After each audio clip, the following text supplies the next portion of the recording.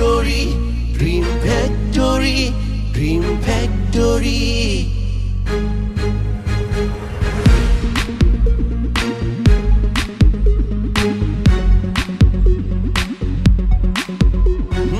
এখানে আছে স্বপ্ন, দুঃখ, বেদনা সবই।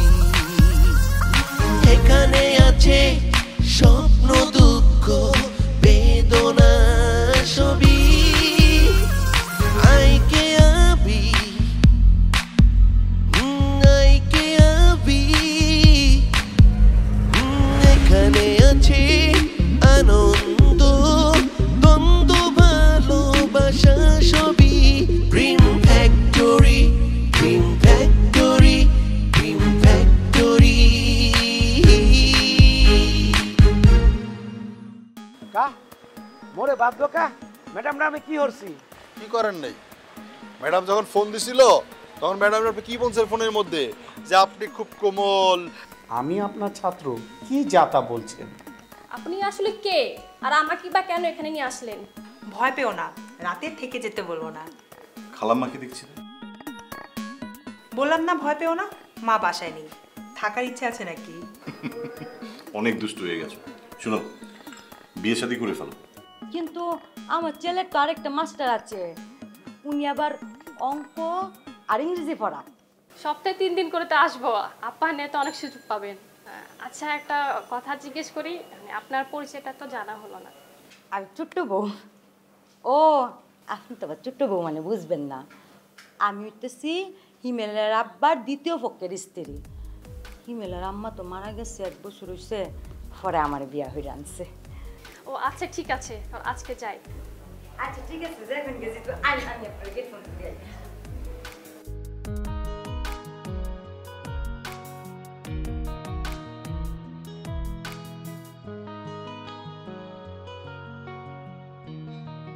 ভাই বুঝলাম না, সিয়াম কইলো মডেল অফিসে। উনি কি তাহলে আমাদের hks.com এর মডেল? আসসালামু আলাইকুম ভাইয়া। ওয়ালাইকুম আসসালাম। এই গাদা, তুই বলেছিলি মডেল সুন্দরী। কেন ভাই, মডেল সুন্দরী না? সুন্দরী না মানে আস্তা একটা পরী, অপরূপা, Mahasundari, gorgeous, beautiful, so luxurious. কি আর বলবো, ওয়াও। এমডি সাহেব, আপনার কাজ আমার খুবই পছন্দ হয়েছে। আর লুনা, আপনি? ভাই আপনি করে বলবেন না, আপনি আমাকে তুমি করে বলবেন। আচ্ছা আচ্ছা, তুমি তাহলে লুনা ওই ঘরে যাও, মেকআপ নাও।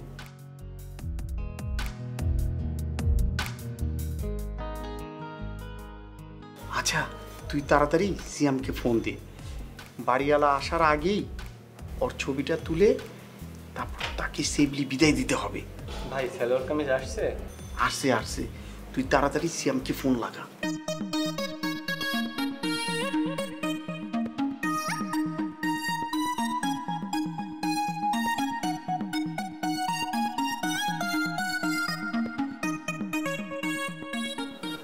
শোনো মা, কোনো সমস্যা হলে তুমি আমাকে ফোন দেবে। কোনো সমস্যা নাই। আচ্ছা ঠিক আছে, তাহলে গল্প করার জন্য আমাকে ফোন দেবে।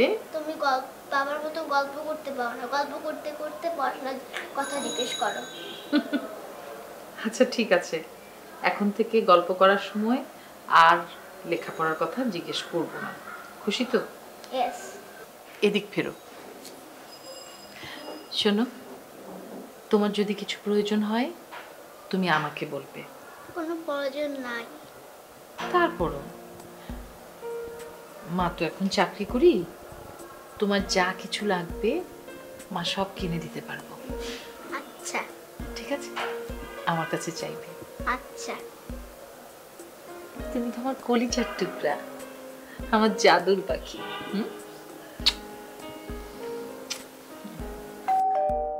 বাবা আসছে। চলো।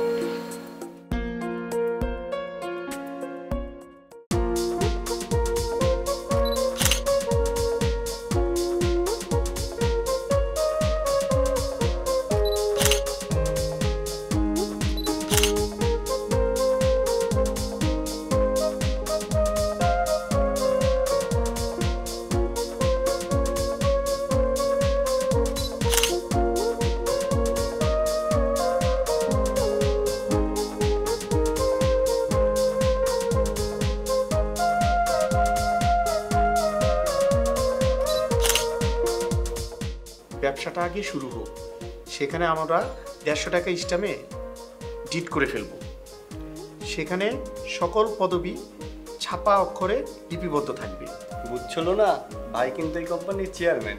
কাশেম, তুমি এমডি, আর লুনা, তোমার এই কোম্পানির অনেক দায়িত্ব, আর সকল দায়িত্ব তোমার পালন করতে হবে। বুঝই তো, তুমি এই কোম্পানির HKS.com এর এক্সিকিউটিভ ডাইরেক্টর। এমডির পরেই তোমার অবস্থান। ভাইয়া, কোম্পানিকে দাঁড় করাতে প্রয়োজনে জান দিয়ে দিব। না না না, তোমার জান দিতে হবে না। তোমার জানের মূল্য এই কোম্পানির চেয়ে অনেক দামি। কাশেম, এই 1000 টাকা লুনাকে দিয়ে দিবি, আর ওকে রিক্সা তুলে দিয়ে আসো। সিয়াম, তুই ওই দারুণ বেটাকে 10 মিনিটের জন্য কোথায় পাঠা। তুই না প্রয়োজনে নিচে যা। স্যার, নিচে যেতে হবে না, এখান থেকে বসে ওকে আমি আউট করে দেবো। আপনি শুধু আমার সঙ্গে পাশের ঘরে একটু আসেন। ও 10 মিনিটের জন্য কেন, ওকে 2 ঘন্টার জন্য আউট করে দেবো। আসেন স্যার।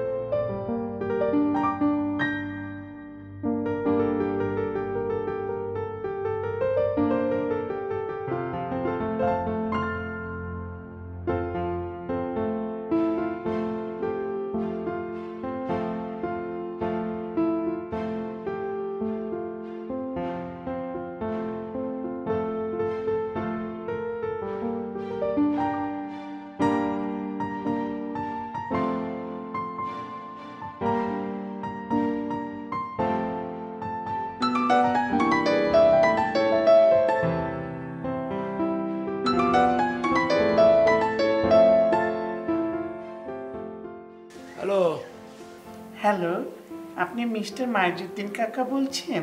যে আপনি কে বলতাছেন? গলাটা চেনা চেনা লাগতাছে।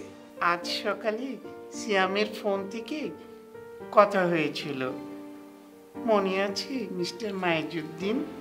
ও সোহালের লটারি ম্যাডাম, আসসালামু আলাইকুম। ওয়ালাইকুম আসসালাম। ম্যাডাম, আপনি নাকি মোর কথায় মাইন্ড খাইছেন। এইটা শোনার পর থেকে মোর বুকটার মধ্যে চিনচিন ব্যথা হতাছে। মুই এমন কি হলাম যে আপনি মোর লগে এমন তোরা মাইন্ড করছেন? কি যে বলেন, আমি কি আপনার সাথে রাগ করেছি? সিয়াম তো একটা লনসেস, এডিয়েট, আনরোমান্টিক। ও রাগ হরেন না, এইটা শুনে মই খুশি হইলাম। ম্যাডাম, মোর নাম্বারটা কি সিয়াম স্যারে দিছে? জি, সিয়াম সাহেব তো পুরস্কারের অর্ধেক অংশ নিয়ে চলে গেছে, বাকি অংশ নিতে আপনি আসতে পারবেন? সিয়াম সাহেবকে বলেছিলাম আসতে, তিনি আসতে পারবেন না, তিনি মহা ব্যস্ত। কি পুরস্কার বাকি আছে? একটি শার্ট, একটি পেন, একটি গামছা, একটি সাবান। নিতে আসবেন কি স্যার? এই সব পুরস্কার লাগবে না। পুরস্কারের প্রতি মোর কোনো লোভ নাই, তবে আইব শুধু আপনারে এক নজর দেখার জন্য। যদি মন চায় দিবেন, না দিলেও কোনো আপত্তি নাই, কিন্তু কোথায় আইতে হবে সেইটা তো জানি না ম্যাডাম। মুই তো যাইতে চাইছিলাম, আমারে সিয়াম সারে নেয় নাই। ওই রাস্তার ধারে ওই একটা ভ্যান গাড়ির পর মোড়ে বসায় রাখিয়ে ওই সিয়াম আপনার অফিসে গেছিল। মোড়ে আপনার অফিস দেখায় নাই। আপনি পার্কে এসে আমাকে ফোন দেন, আমি লোক পাঠিয়ে দিব। কেমন? যে মুই এখন রাহি তাইলে।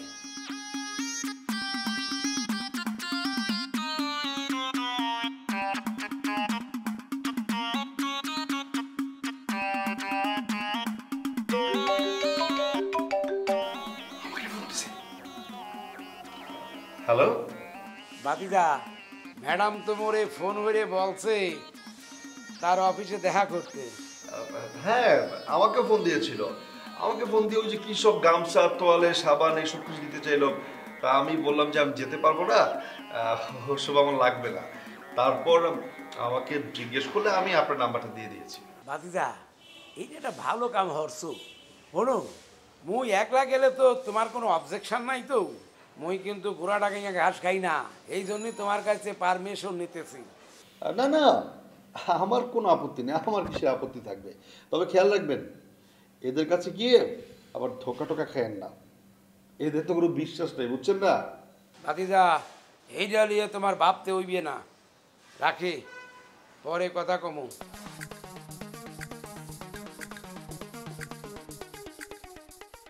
চা বেটা, পার্কে যে হাওয়া খা, রাম ছাগল কোথাকার। ভাই আপনি জলদি করে কাকার নাম্বারটা ব্লক লিস্টে ফেলান, তা না হলে দেখবেন যে আপনারা ফোন করে একবার পাগল বানায় ফেলবেন।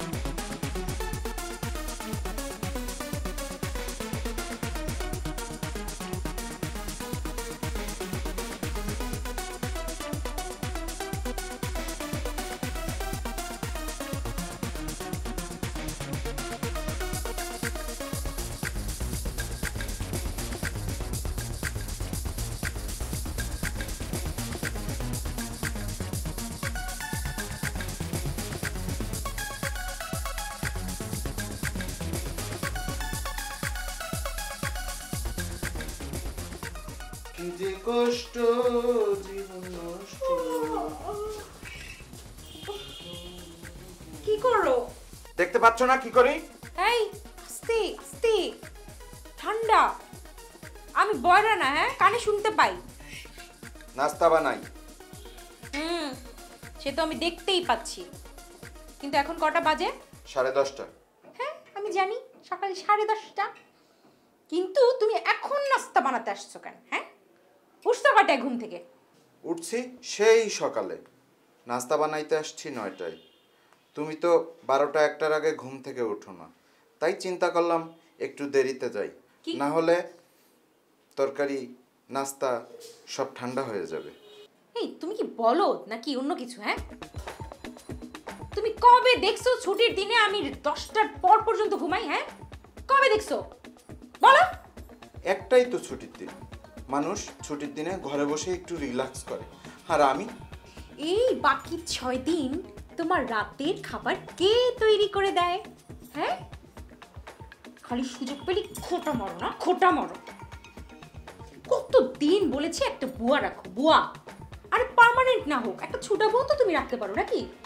না না না না না, সাহেব তো বুয়া রাখবেন না। খটর খটর করো না, উনি পয়সা বাঁচাবে। বাঁচাও, পয়সা বাঁচাও, এখন কষ্ট করো। নাস্তা কত দূর?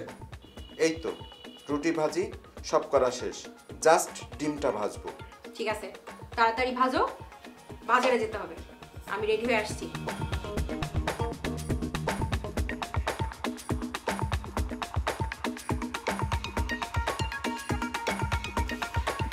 ভালো লাগে না।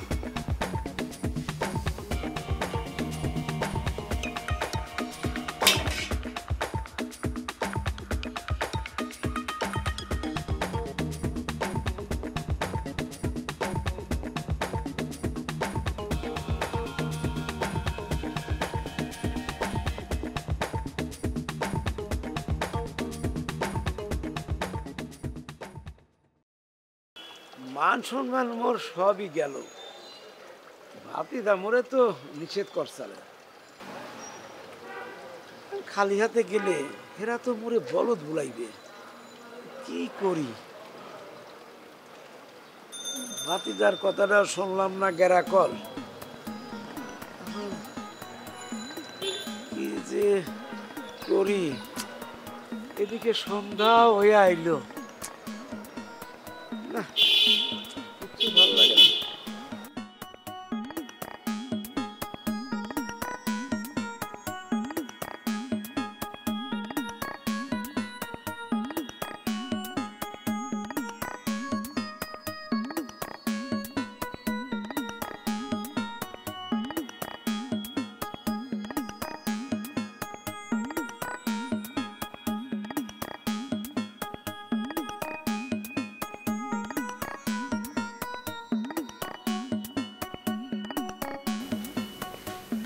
স্যার আসসালামু আলাইকুম।